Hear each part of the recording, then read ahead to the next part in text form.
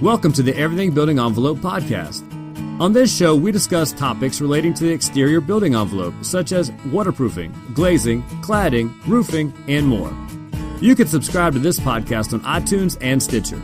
For previous episodes, show notes, and bonus video content, check out our website, everythingbuildingenvelope.com. Now, here's your host for the Everything Building Envelope podcast.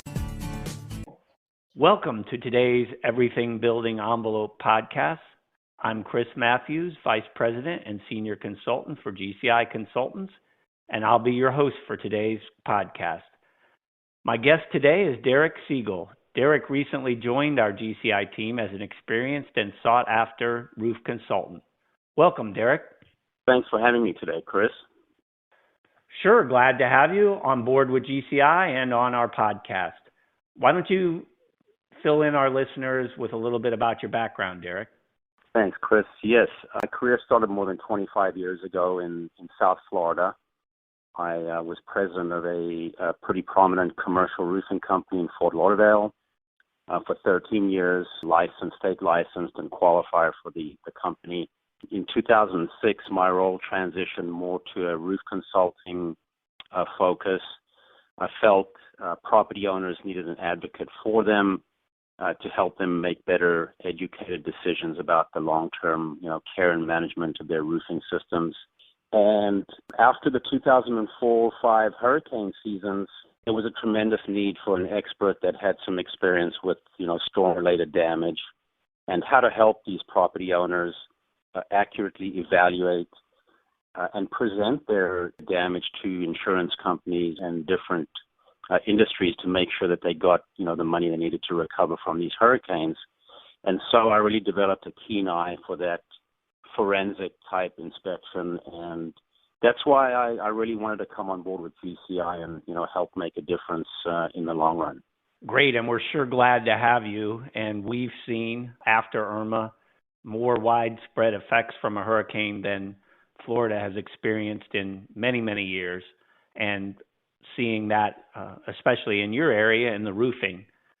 So following that landfall of Irma back in September of 2017, what are some of the steps an owner or manager could take regarding their roof and the effects of the storm?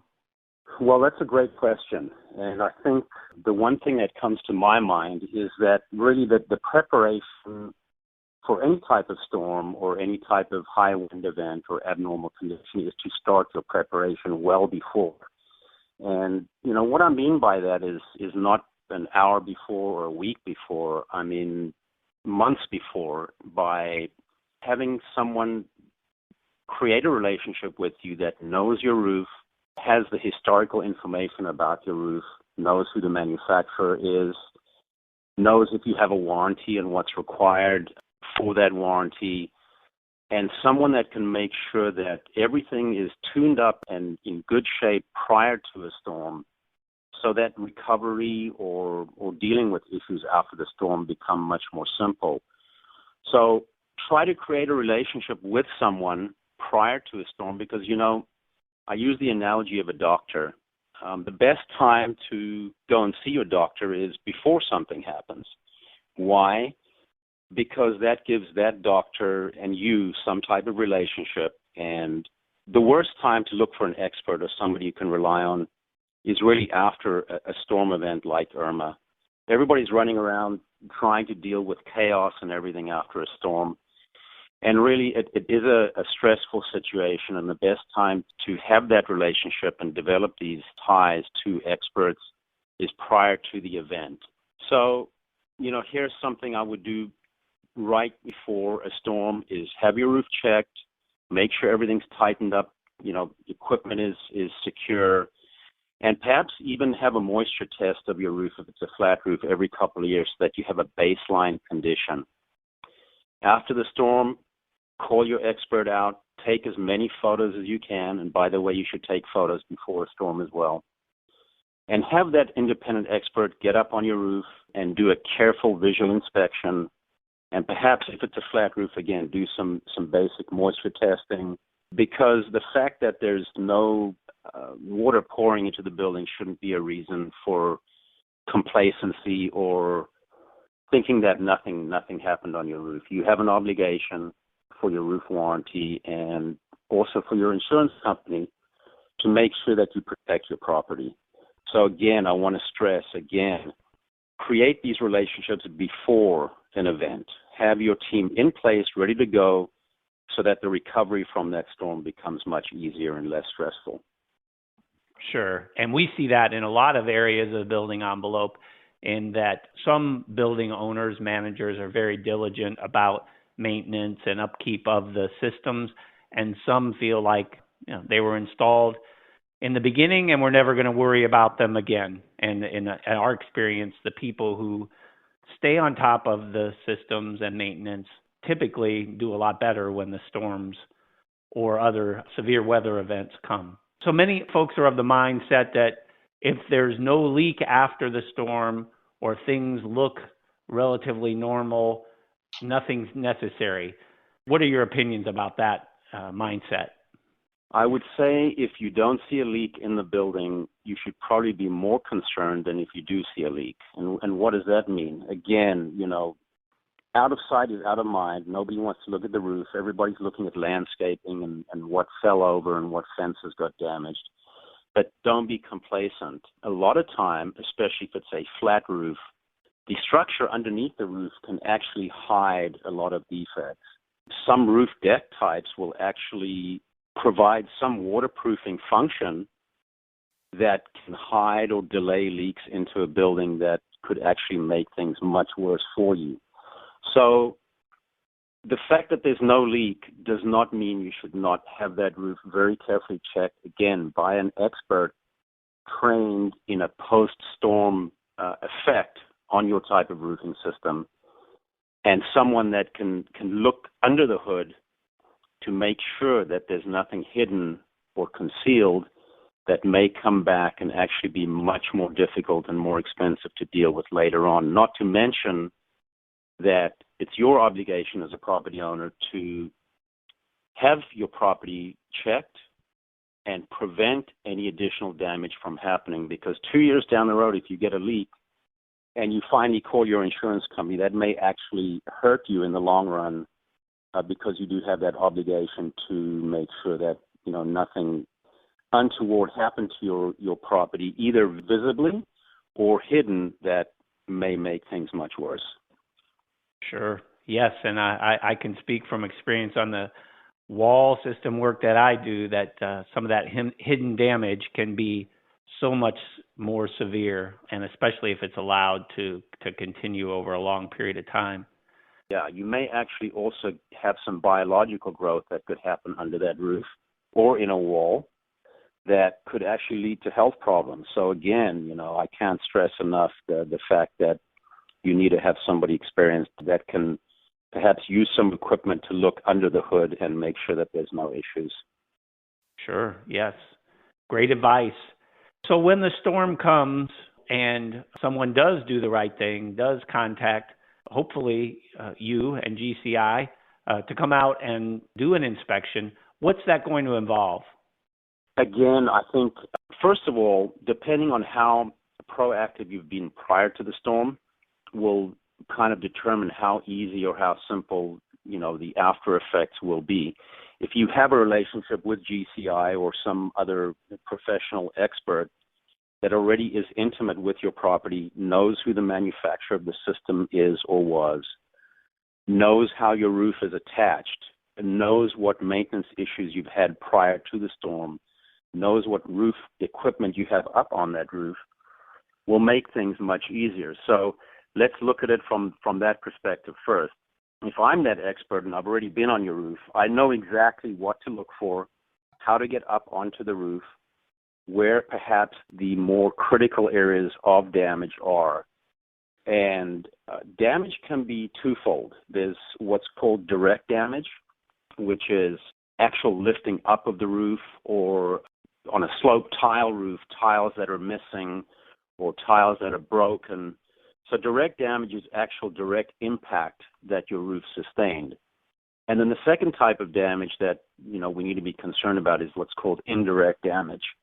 And that's where flying debris, may have rolled or caused equipment to fall over, or some other consequential damage might have occurred. That's what's called an indirect damage. So step one is call your expert that hopefully you already have that relationship with.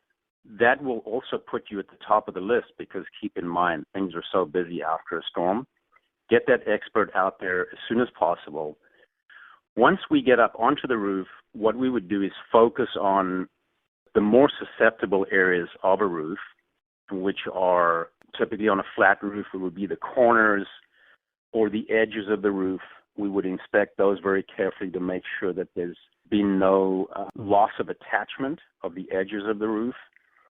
And then we would also check to see sometimes that the corners actually lift up and air gets up underneath the roof. We would check for that. And on a tile roof, I would say the most obvious things are tiles that have flown off the roof, tiles that are broken, and some of the other things we would look for would also be if your tiles are screwed down or mechanically attached or nailed.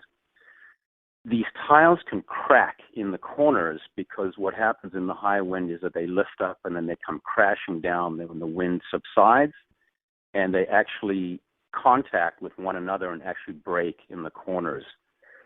So we would get up on the roof.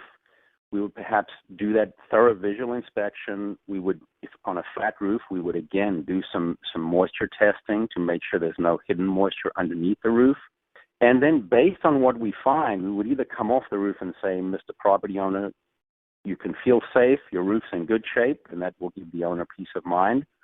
Or we can identify some issues that perhaps need some more careful attention and then recommend some other testing or inspections that need to be done and actually hold their hand all the way through the process. So that's kind of what we would do, from the time after the storm to kind of when the next phase may be required.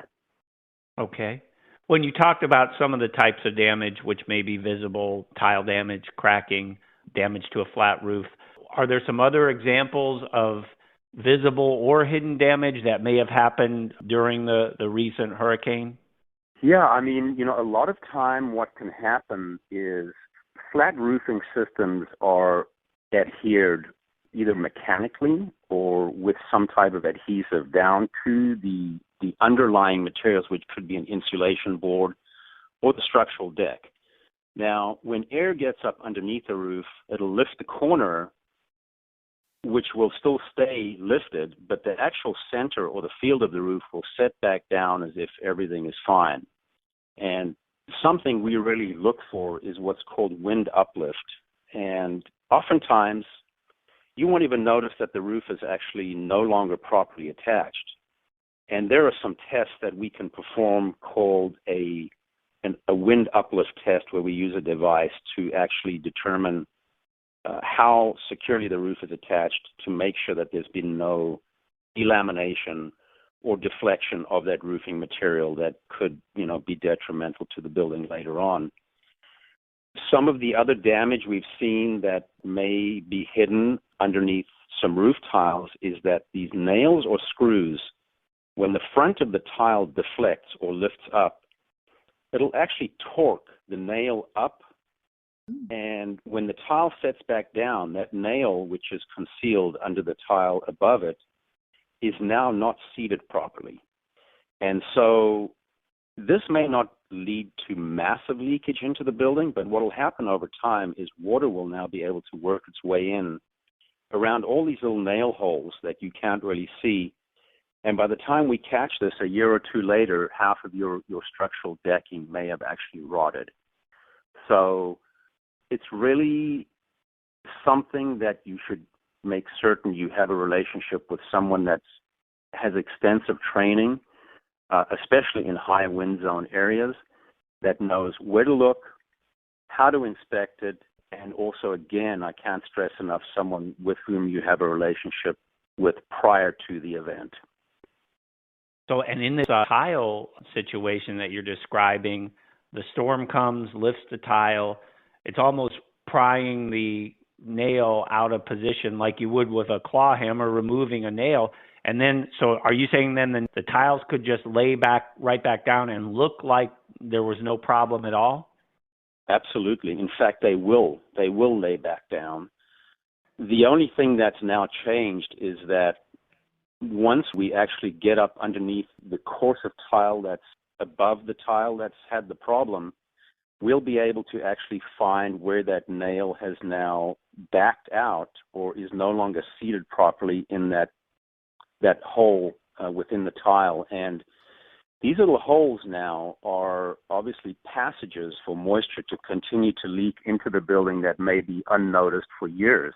And when that next storm comes along, I mean, I guess you can kind of imagine what's going to happen is all these tiles are now going to fly off the roof, which, if you didn't locate this damage in the prior storm and then an insurance expert comes out, they may determine that this may have in fact happened years before and you may have a big problem. So even if you think there's no damage to your roof, you need that expert out there to make sure you don't have damage. And if you do have damage, that he notifies you to let your insurance company know so that you protect your rights and you make sure that you can recover financially from these very traumatic events. Sure. And that one hits home for a lot of people. We have a lot of tile roofs in Florida for sure. Correct.